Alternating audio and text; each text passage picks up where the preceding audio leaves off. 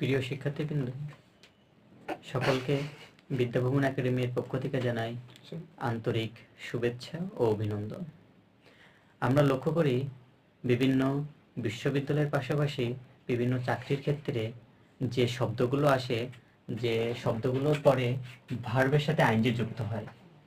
যেমন আমরা একটু হোয়াইট বোর্ডের দিকে লক্ষ্য করি যে would you mind, looking forward to, can not help, could not help, be use to ও গেট ইউজ টু, এই সকল ভার্ব ফ্রেজের পরে আবার যদি ভার্ব আসে তারপরে আইএনজি যুক্ত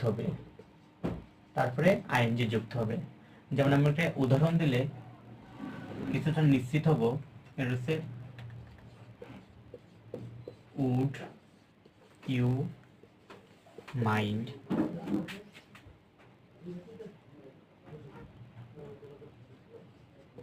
ক্লোজিং দ্য ডোর। আমরা একটু দেখতে পাই যে would you mind closing the door, would you mind এরপরে আবার একটি ভার্ব চলেছে, ভার্বের পরে আইএনজি যুক্ত হয়েছে। তো উড ইউ মাইন্ড এর কাছে কি ফ্রেজ ভার্ব, এরপরে যে কোনো ভার্ব আসলে তার সাথে কি আইএনজি যুক্ত হবে। আমরা আরেকটা উদাহরণ দিলে বিষয়টি সুন্দরভাবে বুঝতে পারবো। সেটা হচ্ছে he looking for word to, he looking for word to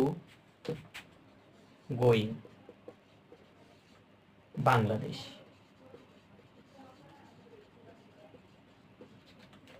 he looking forward to going Bangladesh.